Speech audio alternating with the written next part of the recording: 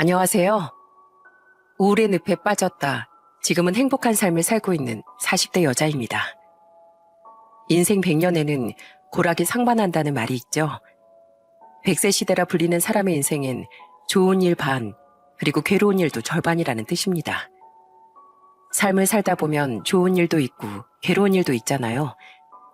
사실 저는 우울 속에서 한참을 가라앉아 헤어나오지 못했던 사람이었어요. 그런데 인생에 둘도 없을 특별한 인연을 만나 지금은 그 시절이 생각나지 않을 정도로 정말 행복하게 지내고 있어요. 오늘은 여러분들에게 제 소중한 인연에 대한 이야기를 해드리고 싶어 이렇게 사연을 보내게 됐어요. 부디 끝까지 잘 들어주셨으면 좋겠습니다. 저희 아버지는 다른 사람들보다 조금은 특별한 분이셨어요. 제가 뱃속에 있을 적 건설 현장에서 일을 하시다 추락사고를 당하시는 바람에 두 다리를 편히 쓰실 수가 없으셨거든요. 그래서 항상 휠체어에 의지해 이동을 하셔야 했고 몸을 쓰는 일은 어머니나 오빠 그리고 저의 도움을 받으셔야 했습니다. 아버지가 생계를 책임질 수 없는 상황이었기에 어머니가 대신 가장의 역할을 하셨고 남들처럼 자유롭게 놀러 다니거나 추억을 쌓을 수 없는 상황이었지만 그럼에도 불구하고 저희 가족은 정말 행복했습니다. 오빠는 저와 4살 터울이 났기 때문에 제가 중학교 3학년이 되던 해 다른 지역으로 취업을 하게 되어 집을 떠났어요. 하지만 주말마다 맨날 내려와 가족들과 함께 시간을 보냈기 때문에 오빠의 빈자리를 느낄 틈은 없었습니다. 가족들에게서 긍정적인 에너지만 받고 성장한 전 고등학교까지 무사히 졸업 후 사회복지학과로 진학하게 됐어요. 아무래도 아버지의 몸이 불편하시니 저절로 사회복지 부분에 있어 관심이 기울어지게 되더라고요. 하지만 부모님은 제가 내심 다른 일을 하길 바라셨죠. 사회복지라는 일이 얼마나 힘든지 어느 정도는 알고 계셨기 때문이었어요. 서영아, 지금이라도 다른 일을 생각해보는 건 어떨까? 아빠 네가 몸도 편하고 마음도 편한 일을 하면서 살았으면 좋겠다. 아빠 딸 김서영이 어떤 사람인데 힘든 거 하나 못 버텨내겠어. 걱정하지 마. 나 정말 잘할 자신 있으니까. 그렇게 전 부모님의 걱정을 뒤로하고 대학을 다니면서 사회복지사 자격증을 취득한 후 공무원 시험에도 가뿐히 합격할 수 있었어요. 그리고 20대 후반에 동사무소 복지과 직원으로 취업을 할 수 있었죠. 동사무소 직원들 중에서 제일 젊은 축에 속했던 절 보며 주임님은 이렇게 물어보셨습니다. 서영 씨, 왜 복지 민원팀으로 갔어요? 그냥 행정 민원팀으로 오지. 복지 쪽은 떼쓰는 사람들도 많고 억지 부리는 사람도 많아서 많이 피곤할 텐데. 저희 아버지가 몸이 좀 불편하셔서 어릴 때부터 쭉 복지 관련된 일을 해야겠다고 생각했었어요. 그리고 제가 선택한 일이니까 힘들고 피곤해도 버텨야 한다고 생각해요. 야, 그런 마음가짐 아주 좋아요. 앞으로 잘 부탁해요, 서영 씨. 오랫동안 꿈꿔왔던 일을 하게 됐으니 그만큼 열정을 가지고 임해야겠다 마음을 먹었습니다. 그런데 막상 업무를 해보니 왜 부모님께서 힘들 거라고 했는지 그리고 왜 직원들이 들어왔다가 바로 나가는지에 대해 바로 이해할 수 있었어요. 하루가 멀다 하고 악성 민원인들이 찾아와 행패를 부렸기 때문이었죠. 뭐만 하면 억지를 부리고 때를 쓰는 민원인들로 인해 하루하루 피가 마르는 듯한 기분이 들었지만 그래도 그 사이 좋은 민원인 분들도 많이 계셨기에 힘을 내어 버틸 수 있었어요. 이렇게 열심히 살아가던 제가 남편을 만난 건 30대 중반 무렵이었습니다. 남편을 처음 만난 그날은 아버지를 모시고 병원에 가던 날이었어요. 여느 때와 다름없이 휠체어를 끌고 가는데 갑자기 바퀴에서 바람 빠지는 소리가 나는 겁니다. 휠체어 바퀴에 펑크가 난 것이었어요. 수동 휠체어 바퀴에 펑크가 나면 자전거 수리점으로 가야 한다고 하더라고요. 그런데 펑크난 바퀴를 억지로 끌고 자전거 수리점으로 갈 수도 없는 노릇이고 그렇다고 아버지 혼자 두고 자리를 비울 수도 없는 상황이라 말 그대로 이러지도 저러지도 못하고 우왕좌왕하고 있던 그때 저 멀리서 누군가가 저희에게로 다가왔어요. 혹시 도와드릴 일이 있을까요? 멀리서부터 보고 있었는데 도움이 필요하실 것 같아서. 저희에게 다가온 사람은 바로 남편이었어요. 멀리서 난처해하는 저와 아버지를 보고 선뜻 다가준 것이었죠. 휠체어 바퀴에 펑크가 난 것 같아서요. 자전거 수리점으로 가야 한다는데 이 상태로 자전거 수리점까지 갔다간 다른 쪽 바퀴도 펑크가 나버릴 것 같고 그렇다고 아버지 혼자 두고 갈 수도 없어서 이런 상황이면 그냥 바퀴만 교체해 주시면 돼요. 마침 가까운 곳에 제가 자주 들르는 자전거 수리점이 있거든요. 괜찮으시다면 제가 빠르게 다녀올게요. 남편은 능숙하게 휠체어 바퀴를 분리시킨 뒤 곧바로 자전거 수리점으로 달려갔습니다. 그리고 얼마 지나지 않아 새로운 바퀴를 들고 와서 자연스럽게 다시 휠체어에 고정을 시켜주면서 이렇게 말했습니다. 요즘은 안전한 전동 휠체어도 많이 나오니까 전동 휠체어로 교체하는 게 훨씬 더 편하실 거예요. 그럼 전 이만 가보겠습니다.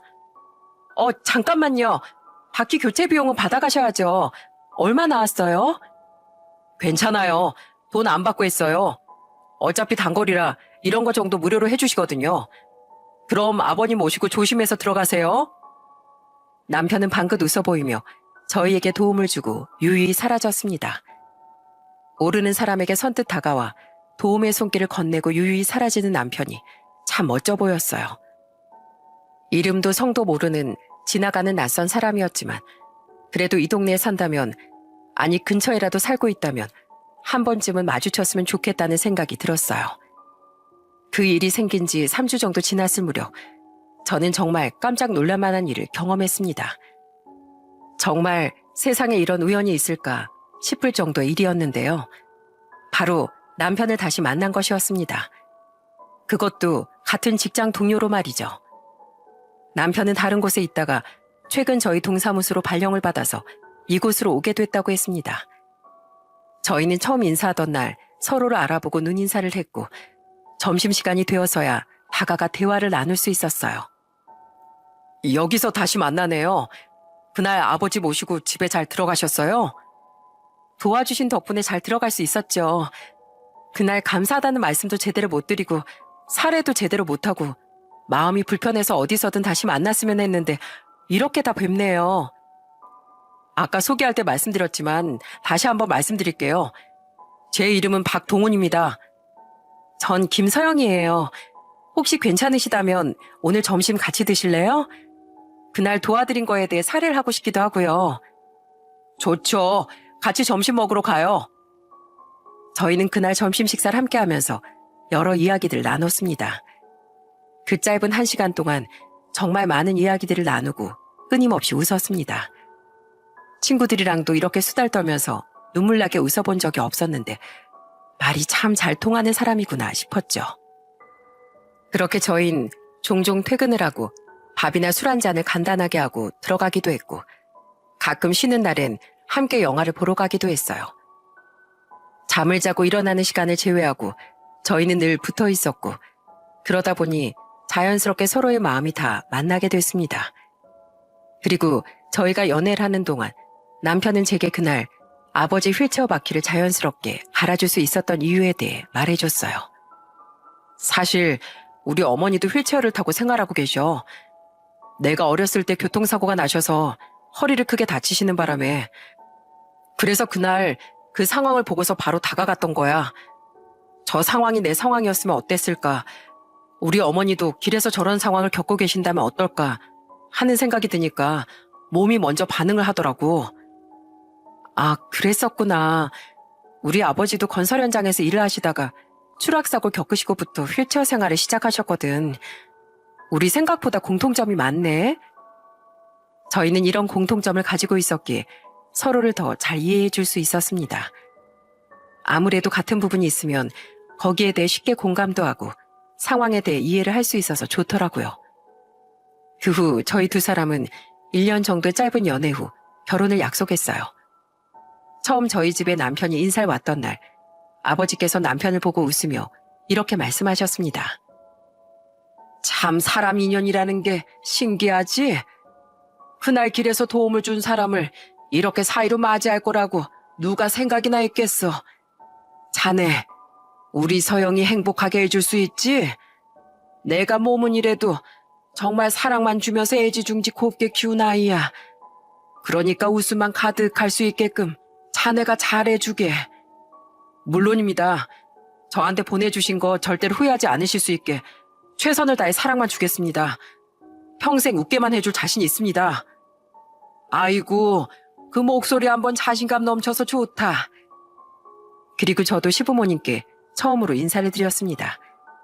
시부모님은 자상한 미소로 절 맞이해 주셨어요. 우리 예비 며느리 왔냐며 너무 보고 싶었다며 절 따뜻하게 안아주셨어요. 그리고 아버님께서는 저희 두 사람을 보며 이렇게 말씀해 주셨죠. 아가씨, 우리 동훈이가 혹시라도 말을 잘 듣지 않거든 나한테 전화해요. 내가 직접 효자손 들고 달려가서 아주 눈물 쏙 빠지도록 혼쭐을 내버릴 테니까. 양측 가족들은 모두 저희의 결혼을 허락해 주셨고 저는 결혼식을 올릴지 말지에 대해 남편과 오랜 시간 동안 대화를 나눴습니다. 그리고 양측 부모님들의 상황을 고려해 결혼식은 언젠가 시간이 많이 흐른 후 올리자는 결론을 내렸어요.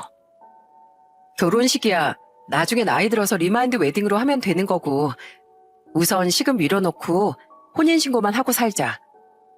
내가 나중에 세상에서 제일 예쁜 웨딩드레스 입게 해줄게. 우리 최선을 다해서 행복하게 잘 지내보자. 그렇게 저와 남편은 혼인신고만 진행한 후 전셋집을 얻어 알콩달콩 사랑 넘치는 신혼생활을 보냈습니다. 사랑스러운 아들도 둘이나 낳고 말이죠. 남편은 제겐 참 가정적이고 듬직한 남편이었고 우리 아이들에겐 마치 슈퍼맨 같은 아빠였어요. 육아휴직을 낸 전 항상 집에서 아이들을 돌보는 것이 하루 일과였는데 분명 일을 하고 온 남편이 더 피곤하고 힘들었을 텐데도 퇴근을 하고 오면 저보고 수고했다고 말해주면서 이 시간부턴 아이들을 본인이 보겠다고 나서는 사람이었습니다. 당신 이제 퇴근하고 집에 들어왔어. 집에서만큼은 편하게 쉬어야지. 무슨 소리 하는 거야. 밖에서 일하는 것보다 집에서 애들 돌보는 게 곱절은 힘들 텐데. 그러지 말고 방에 가서 눈 좀 붙여. 이렇게 작은 거 하나까지도 저를 배려해주는 남편이 너무나도 고마웠습니다. 눈 뜰 때부터 눈 감을 때까지 사랑하는 사람과 얼굴을 마주하며 살 수 있다는 건 정말 행복 그 자체였어요. 이런 저희 부부에게 뜻하지 않은 불행이 찾아온 건 아이들이 막 걸음마를 뗄 무렵이었어요. 어느 날부턴가 남편은 소화가 안 된다는 말과 함께 속이 쓰라리다라는 말을 달고 살기 시작했습니다. 일주일이 지나고 한 달이 지나도 계속 같은 말을 반복해서 그때부터 예산일이 아니구나 싶어 남편을 데리고 큰 병원으로 향했어요. 그리고 그곳에서 남편은 충격적인 진단을 받게 됐습니다. 남편분 현재 위암 2기입니다. 그래도 다행인 건 2기라 수술도 문제없이 시도해 볼 수 있고 또 항암 치료를 시작하기에도 큰 무리가 없는 상태입니다. 오늘 바로 입원하셔서 수술 가능한지부터 검사 받아보시고 회사 다니고 계시면 당분간 쉬시는 걸로 하시죠. 건강한 줄로만 알았던 남편이 위암이라니. 진단을 듣고 크게 충격을 먹었지만 위암 2기는 수술도 가능하고 항암 치료도 진행을 하면 완치를 기대해 볼 수 있다는 말에 조금이나마 안도했습니다. 그 후 남편은 성공적으로 수술을 마쳤고 의사 선생님께서는 앞으로 관리만 꾸준히 해주고 남은 치료도 열심히 받으면 완치도 기대를 해볼 수 있을 것 같다는 말씀을 해주셨어요. 큰일을 한번 겪고 난 이후부터 저희 가족은 좀 더 단단해졌습니다. 남편은 언제 아팠었냐는 듯 다시 건강해졌고 아이들과도 더 열심히 놀아주려고 노력했어요. 당신 병원에서 절대로 무리하거나 스트레스 받으면 안 된다고 했어. 애들하고 놀아주는 건 좋지만 몸부터 생각해. 한동안 아파서 우리 왕자님들한테 사랑도 제대로 못 줬는데 더 열심히 놀아줘야지. 당신 빨래 같은 것도 하지 말고 그냥 놔둬. 내가 전부 다 할 테니까. 됐네요. 그런 건 내가 다 할 테니까 당신은 쉬고 있어. 수술한 지 2달도 채 되지 않아 복직을 하고 집에 와선 집안일과 아이들 놀아주기에 여념이 없었던 남편은 시간이 조금 지난 후 다시 재발을 하고 말았습니다. 암이 다른 장기로 전이가 됐습니다. 전이가 됐다는 것 자체가 안 좋은 건데 그 중에서도 가장 최악이라 불리는 췌장암이네요. 아휴, 이 정도면 항암 치료를 진행한다고 하더라도 회복을 기대하기 어려울 것 같습니다. 수술은 당연히 가능한 상태가 아니고요. 수술이 가능한 상태도 아니거니와 항암 치료를 진행한다고 해도 좋은 결과를 기대할 수 없을 거라는 말에 심장이 무너져 내리는 기분을 느꼈습니다. 겨우 수술을 하고 건강하게 지낼 것만 같았는데 재발이라니 도무지 믿어지지가 않았어요. 그리고 진료실을 나오자마자 저는 남편을 붙잡고서 소리내 엉엉 울어버리고 말았습니다. 당신이 다시 재발을 하게 된 건 전부 다 내 잘못이야. 내가 당신을 좀 더 잘 챙겨줬어야 했는데 미안해. 내 탓이야. 내가 아픈 게 왜 당신 탓이야? 내가 몸 관리를 제대로 못해서 그런 거지. 그만 울어. 내가 텔레비전에서 봤는데 췌장암 시한부 판정받고도 기적처럼 10년 넘게 사는 사람도 있었어. 당신도 그렇게 될 수 있어. 할 수 있는 치료는 다 해보자. 한번 이겨낸 경험이 있으니까 이번에도 꼭 이겨낼 수 있을 거야. 지난번에도 수술 잘 받고 항암 치료도 잘 받고 견뎌냈잖아. 그러니까 이번에도 아무렇지 않게 암이랑 싸워서 이길게. 난 슈퍼맨 같은 아빠고 남편이니까. 그 후 저희는 우선 할 수 있는 치료는 모두 다 해보기로 결정을 하고 치료를 시작했습니다. 의사 선생님께서는 이미 심각한 상태이기 때문에 일반적인 치료를 진행하는 건 의미가 없을 거라 말씀하셨지만 절망하면서 손을 놓고 있는 것보단 지푸라기라도 잡아보고 싶은 심정으로 모든 방법을 시도했어요. 남편은 여러 가지 치료를 시도하면서 이따금씩 통증이 찾아와 굉장히 괴로워했습니다. 당신 너무 잘하고 있어. 조금만 더 하면 우리한테 기적이 찾아와 줄 거야. 우리 조금만 더 버텨보자. 알겠지? 애들이 당신한테 영상편지도 남겨놨어. 한번 볼래? 우리 강아지들 아빠 없이도 잘 지내고 있네. 내가 가서 우리 강아지들한테 뽀뽀도 해주고 해야 하는데. 우리 나중에 리마인드 웨딩 하기로 했잖아. 그거 생각하면서 힘들어도 버텨보자, 여보. 그렇지. 당신한테 제일 예쁜 드레스 입혀주기로 했으니까 그 약속 지켜야지 꼭. 이렇게 희망을 품고 있으면 그래도 조금은 나아질 줄 알았습니다. 다른 사람에게도 찾아오는 기적이 우리한테도 찾아와 줄 거라 믿었어요. 하지만 남편은 예고되었던 한 달도 넘기지 못하고 40대 초반이라는 젊은 나이에 저와 아이들만 남겨둔 채 이 세상과 영원한 이별을 고하고 말았습니다. 남편의 영정사진은 해맑게 웃고 있는 사진이었어요. 이렇게 갑작스럽게 떠날 거라는 생각은 하지 못했기에 영정사진에 쓸 사진은 제 찍어놓지 않았거든요. 행복하게 웃고 있는 남편의 사진을 보면서 저는 하염없이 눈물만 흘렸습니다. 나중에 리마인드 웨딩 하자며 나한테 세상에서 제일 예쁜 드레스 입혀주겠다면서. 여보, 나 이제 당신 없이 어떻게 살지? 이제 나한테 오늘 하루는 어땠냐고 물어봐줄 사람도 없고 옆에서 사랑한다고 말해줄 사람도 없는데 어떻게 살아야 돼? 여보, 집에 가자. 집에 가야지. 남편의 사진을 보면서 아무리 울고 소리를 질러봐도 돌아오는 대답은 아무것도 없었습니다. 남편이 떠난 이후 저의 삶은 누군가가 정지 버튼을 눌러버린 것처럼 완전히 멈춰버리고 말았어요. 아이들의 밥을 챙겨주는 것 외엔 하루 종일 이불을 뒤집어 쓰고 울기 바빴고 남편의 냄새가 남아있는 옷들을 정리하면서 또 우는 삶을 살았습니다. 삶에 대한 의욕이 조금도 없었고 차라리 남편이 저까지 함께 데려가줬으면 하는 생각까지 할 정도로 우울했어요. 아이들이 있어도 정신이 쉽게 차려지질 않더라고요. 그렇게 우울이라는 감정이 한도 끝도 없이 저 스스로를 집어삼키고 있을 무렵 집으로 시부모님께서 찾아오셨습니다. 두 분은 저의 얼굴을 보고 정말 소스라치게 놀라셨어요. 얼굴이 왜 이렇게 상했어? 설마 밥도 제대로 안 챙겨 먹은 거야?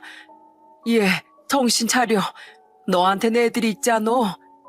혼자 남은 것도 아니고 이제 애들한텐 엄마 하나뿐인데 네가 이러고 있으면 어떡하니? 어머니, 저 너무 힘들어요. 하루하루 살아가는 게 너무 악몽 같아요. 그 사람이 저한테 세상의 전부였는데 이제 어떻게 살아가야 할지 감도 안 잡혀요. 저 이제 어떡해요, 어머니?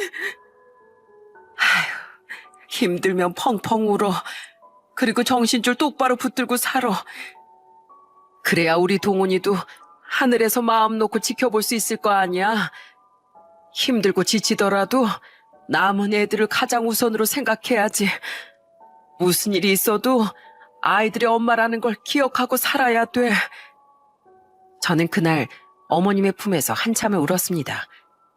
그리고 어머님 말씀을 듣고 이젠 그만 울어야지, 그만 슬퍼해야지 하고 다짐했어요. 어머님 말씀대로 제가 계속 울기만 하면 손이 닿지 않는 곳에 있는 남편이 속상해할 것 같더라고요. 무엇보다 제겐 책임져야 할 두 아이들이 남아있었기에 정신을 똑바로 차려야겠다 생각했습니다.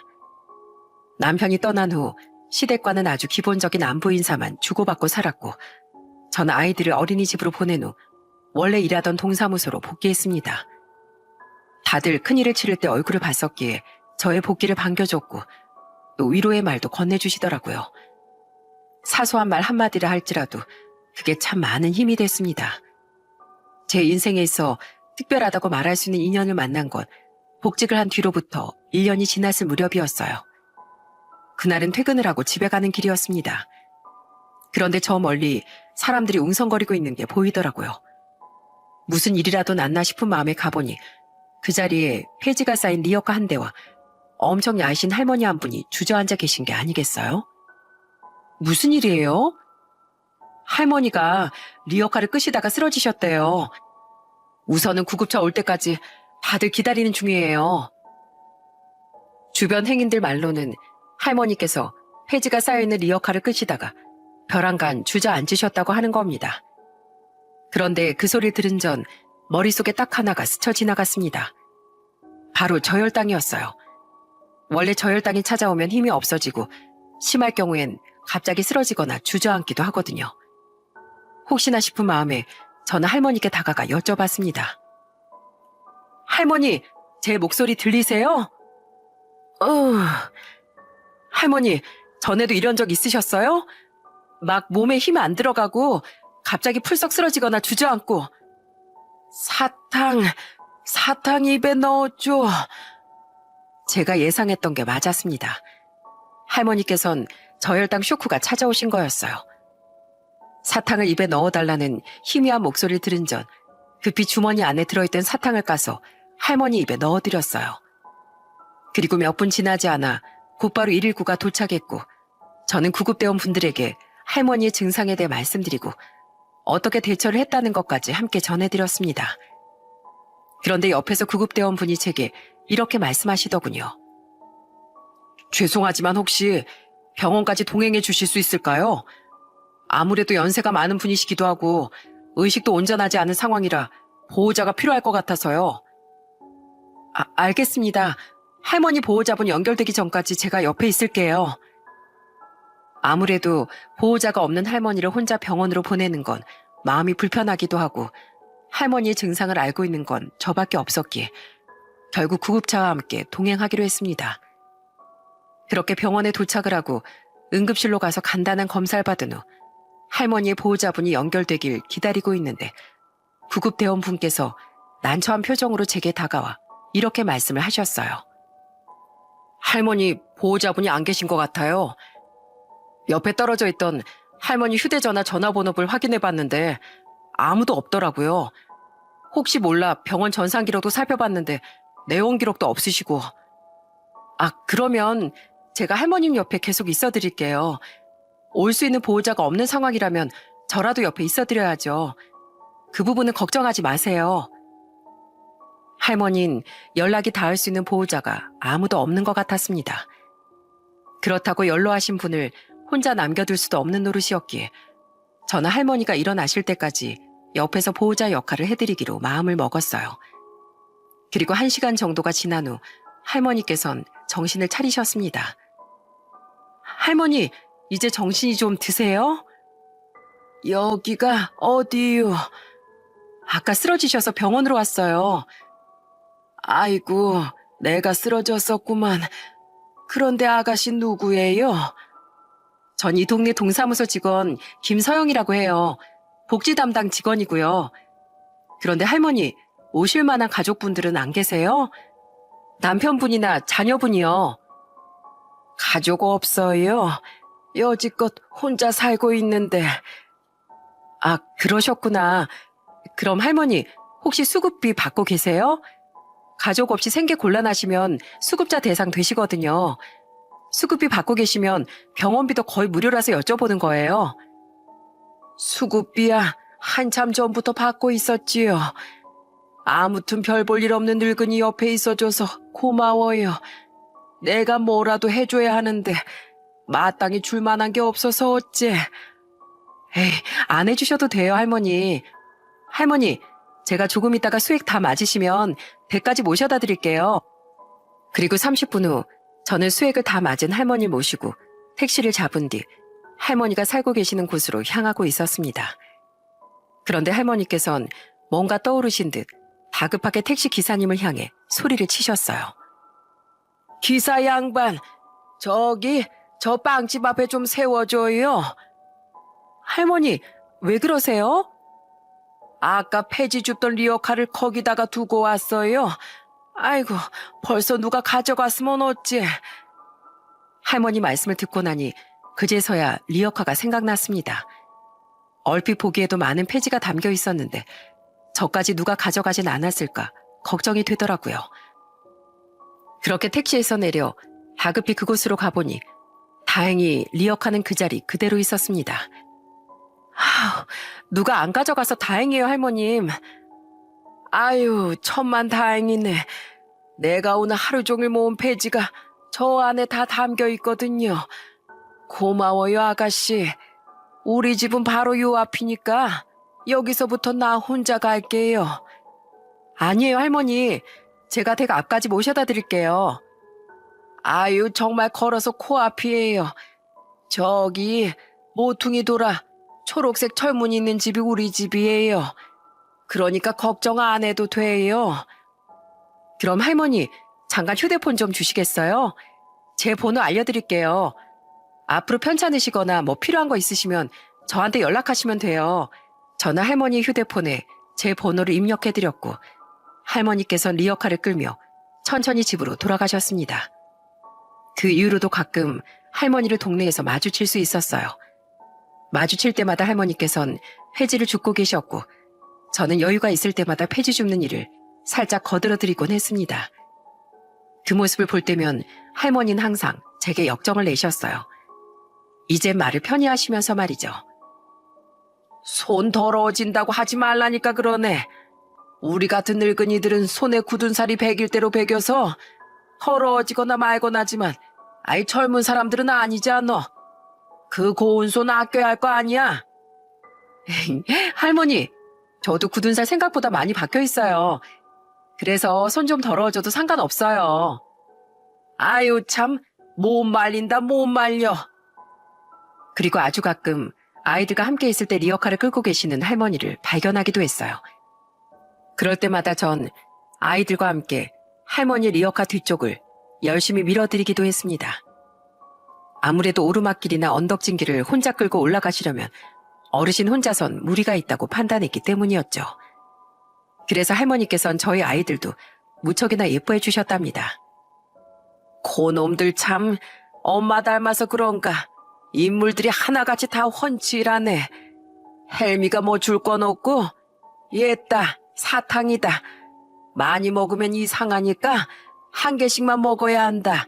알겠지? 네, 할머니. 감사합니다. 가끔 전 할머니를 보면서 궁금증을 느꼈어요. 왜 혼자 지내고 계신 건지, 결혼은 하지 않으신 건지 말이죠. 마음속에만 품고 있던 궁금함은 얼마 지나지 않아 우연한 기회로 풀릴 수 있었습니다.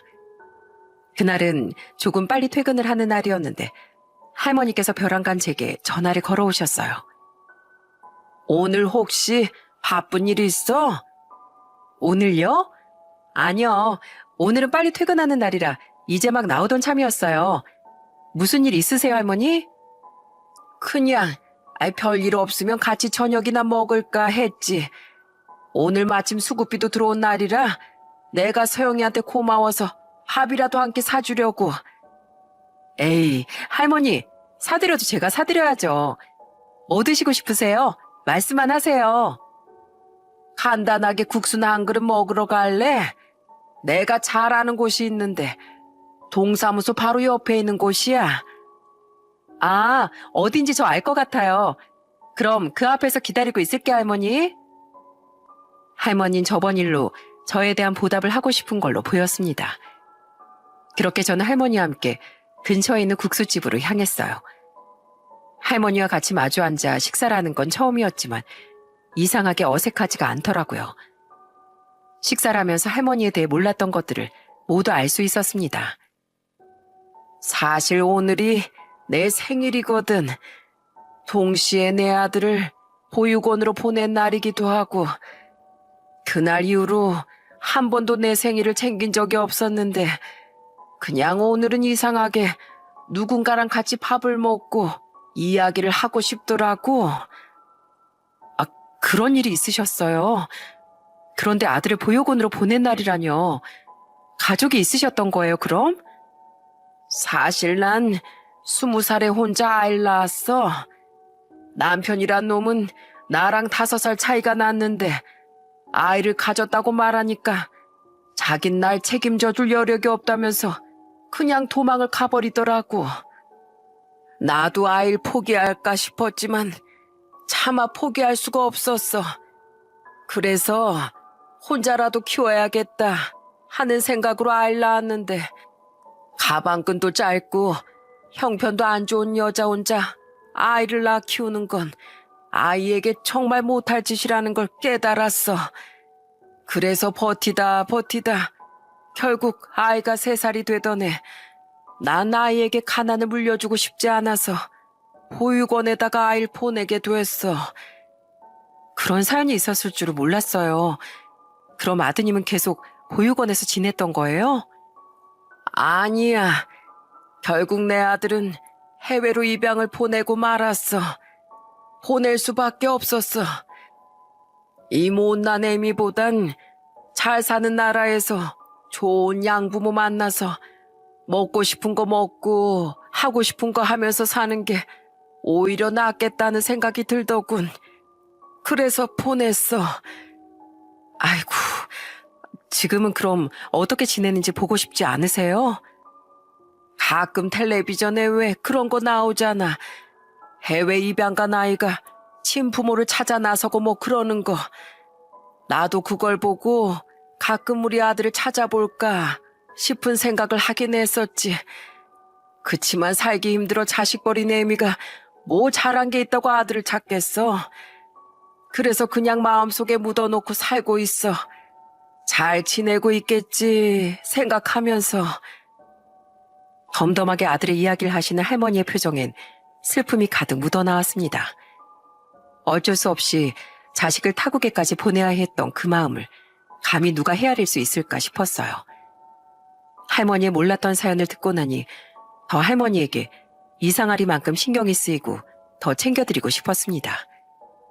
그 이후부터 틈틈이 할머니 건강도 챙겨드리고 반찬도 갖다 드리며 가까운 사이로 지낼 수 있었죠.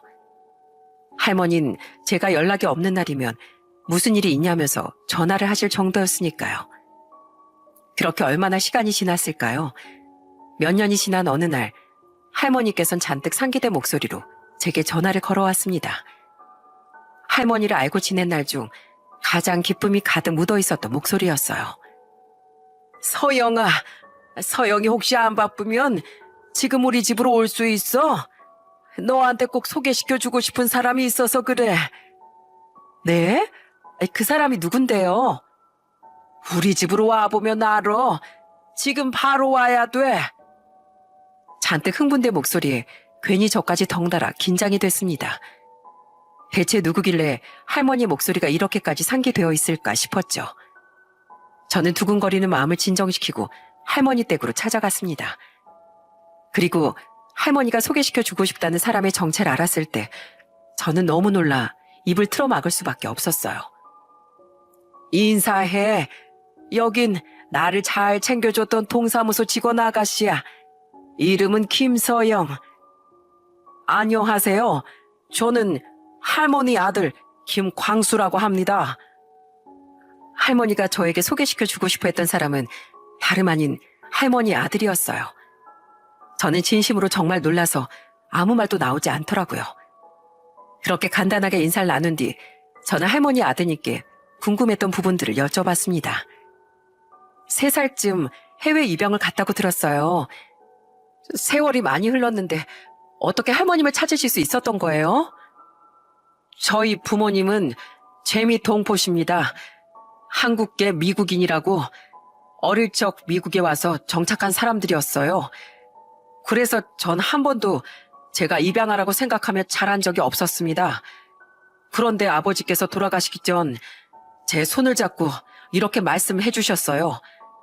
사실 전 두 분의 친자식이 아니었다고, 낳아주신 어머니는 따로 계신다고 말이죠. 아, 양아버지께서 그렇게 말씀을 해주신 거군요. 여태까지 전 제가 두 분의 자식인 줄 알고 평생을 살아왔는데 당연히 충격을 먹을 수밖에 없었죠. 그리고 아버지 장례를 다 치른 후 어머니는 제게 사진 한 장을 건네주셨어요. 저와 친어머니가 같이 찍은 사진이라면서 그 사진을 보고서야 제가 부모님께 입양된 아이라는 걸 확실히 깨달을 수 있었어요. 그래서 그날 이후부터 양어머니와 함께 어머니를 찾기 시작했어요. 친어머니 찾는데 오랜 시간 걸렸습니다. 한국에 몇 번이나 왔는지 몰라요. 그렇게 노력한 끝에 유전자 검사를 통해서 어머니를 찾을 수 있었어요. 진작 알았더라면 이렇게 찾아왔을 텐데 너무 늦게 찾아와서 정말 죄송할 따름이에요. 고맙다, 고마워. 그리고 네가 뭐가 죄송하니? 널 입양 보낸 이 애미가 죄송하지. 난 죽기 전까지 평생 아들을 볼 수 없을 거라 생각했는데 이젠 죽어도 여한이 없다. 이렇게 와줘서 정말 고맙다, 고마워. 할머니, 보고 있는 제가 기분이 다 좋네요. 그러면 이젠 한국에서 사시는 거예요? 한동안은 한국에 있다가 다시 미국으로 돌아가야 할 것 같습니다. 해야 할 일이 있거든요. 서영 씨, 그동안 저희 어머니 옆에서 많이 챙겨주셨다는 이야기 들었어요. 정말 감사합니다. 전 정말 아무것도 한 게 없어요. 그저 제가 할 수 있는 일을 했을 뿐인걸요. 할머니, 아드님께서 한국에 계시는 동안 좋은 시간 보내세요. 생각보다 한국은 정말 따뜻하고 아름다운 곳이거든요. 우리 아드님 고향이기도 하잖아요. 먼 길을 떠나 이렇게 고향에 오셨으니 어머님과 먹어보고 싶었던 것도 마음껏 드시고 또 가보고 싶었던 곳에도 가보세요. 아셨죠? 네, 역시 한국은 정이 많은 나라라고 하더니 정말 많은 것 같네요. 이렇게 생각해 주셔서 감사합니다. 서영아, 널 만나고 나서부터 정말 모든 일이 다 잘 풀리는 것 같아. 정말 고맙다, 고마워. 할머니께서 그토록 마음속으로만 그리워하셨던 아드님을 뵙고 나니 괜히 마음이 짠해지는 느낌이 들었습니다. 할머니는 70년이라는 시간 동안 겉으로 표현은 안 하셨지만 얼마나 아들이 보고 싶고 그리우셨을까요? 그래도 이렇게나마 만났으니 오랫동안 쌓여왔던 그리움을 조금이라도 털어내실 수 있길, 아들분이 다시 미국으로 돌아가실 때까지 행복한 시간을 보내실 수 있길 바랬습니다. 할머니께선 제게 문자 메시지로 아드님과 함께 다녀오셨던 곳, 함께 드셨던 것들을 사진으로 보내주시곤 했어요. 그리고 아드님과 함께 찍은 사진도 보내주셨답니다. 그 모습을 보니 할머니의 행복함이 고스란히 전해지는 것 같아 웃음이 나더라고요. 그 후 할머니의 아드님은 한국을 3번 정도 와서 할머니와 명절도 보내고 즐거운 시간을 보냈습니다. 너무 효자였고 할머니를 많이 챙겼죠.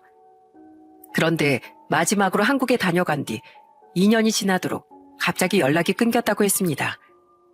할머니는 아드님이 무슨 일이 있는 건지 많이 불안해하시고 걱정을 하셨어요. 제게 전화를 해보라고 해서 제가 연락을 몇 번이고 해보았지만 연락이 닿지 않았습니다. 그렇게 얼마나 시간이 지났을까요? 한가롭던 오후 시간, 할머니께선 당황스러운 표정을 짓고 동사무소로 찾아오셔선 뜬금없이 제게 편지 봉투 하나를 건네주셨습니다. 할머니, 이게 뭐예요? 오늘 아침에 우리 집으로 날아온 편지야. 우체부 양반한테 물어보니까 김광수라는 사람이 보냈다고 하더라고. 김광수면 우리 아들 이름인데 미국에서 나한테 편지를 보낸 것 같아. 그런데 내가 까막눈이라 글을 읽을 수가 없어서 이렇게 가져와 봤어. 미안한데 혹시 좀 읽어줄 수 있겠어? 저는 딱히 고민하지 않고 할머니가 건네주시는 편지를 받아 우선 눈으로 천천히 읽어봤습니다. 그런데 편지 내용을 읽으면 읽을수록 심장은 빠르게 뛰고 손이 덜덜 떨려오기 시작했어요. 제 옆에 있던 직원도 편지를 보더니 이내 입을 틀어막고 아무런 말도 하지 못했습니다. 할머니, 지금부터 편지 읽어드릴 건데 듣고 너무 놀라지 마세요. 안에 대체 무슨 내용이 적혀 있길래 그래? 우선 한번 읽어봐. 사랑하는 친어머니께, 어머니, 태어나 처음이자 마지막으로 이렇게 어머니께 편지를 올립니다. 미국의 하늘은 너무나도 푸르릅니다. 어머니와 전화라며 안부를 묻고 같이 웃고 사랑한다는 이야기를 전하고 싶지만 차마 그럴 수가 없어 눈물이 흐릅니다. 미국의 제 친구들은 제게 이렇게 묻습니다. 나를 버린 친어머니를 원망하지 않느냐고, 왜 친어머니를 보러 한국으로 갔느냐고 말이죠. 양아버지 이야기를 듣고 어머니의 존재를 처음 알았지만 양어머니께서 제게 보여주셨던 어머니가 저를 안고 찍은 그 사진, 그 단 한 장의 사진에서 전 어머니의 마음을 읽을 수 있었습니다. 아이고, 녀석도 참. 그런 어머니를 꼭 다시 만나 뵙고 싶었습니다. 만나게 되면 원망이 아니라 살아계셔서 다행이라고, 보고 싶었다고 꽉 껴안으며 온기를 느끼고 싶었어요. 눈을 감기 전에 꼭 만나 뵙고 싶었는데 그 소원을 이룰 수 있어 너무 행복했습니다. 어머니를 만난 그 순간엔 너무 눈물이 났지만 함께 할 수 있어서 좋았어요. 영원히 어머니 손을 놓지 않고 싶었습니다. 그런데 아이, 뭐하고 있어? 계속 읽지 않고. 전 그 이후 문장부터 읽기가 너무 힘들었습니다. 너무 눈물이 많이 났기 때문이었죠. 그런데 제가 2년 전에 말기암 판정을 받고 말았어요. 너무 충격이 컸고 어떻게든 살고 싶었어요. 어머니에게 연락을 안 드렸던 이유는 어머니를 오랜만에 만났는데 이런 소식을 전하고 싶지 않아서였어요. 어떻게든 살아서 건강한 모습으로 어머니를 찾고 싶었습니다. 그런데 결국 전 암을 이기지 못했어요. 의사 말로는 얼마 못 간다고 했습니다. 그래서 이렇게 펜을 들게 되었어요. 어머니, 많이 보고 싶습니다. 눈을 감기 전 어머니와 한국의 맛있는 불고기와 비빔밥도 먹어보고 어머니의 주름진 손을 잡고 경복궁도 걸어볼 수 있어서 행복했습니다. 어머니가 끓여준 된장찌개도 너무 기억이 많이 나고요. 다시 그날이 오기만을 지금껏 버티고 버텼는데 이젠 어려울 것 같습니다. 아마 어머니가 이 편지를 받으실 때쯤엔 전 이미 이 세상 사람이 아닐 수도 있겠네요.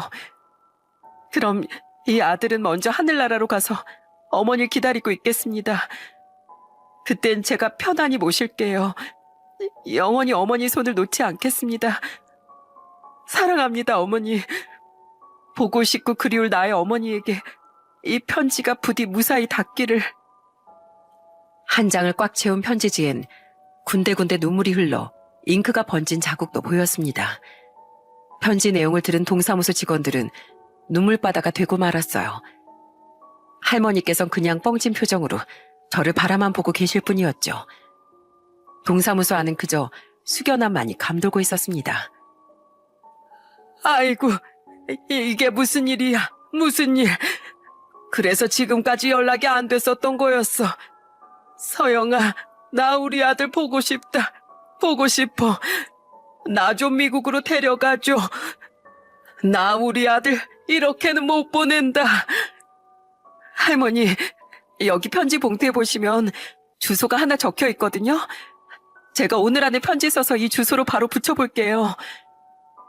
저는 할머니를 최대한 안심시켜드린 후 서랍 안에 있던 편지지와 봉투를 꺼내 글을 써내려가기 시작했습니다. 아드님께서 연락을 받지 않으셔서 할머니께서 굉장히 걱정하고 계신다고, 현재 상태가 어떤지 알고 싶다는 말과 함께 할머니의 연락처를 적어놓았습니다.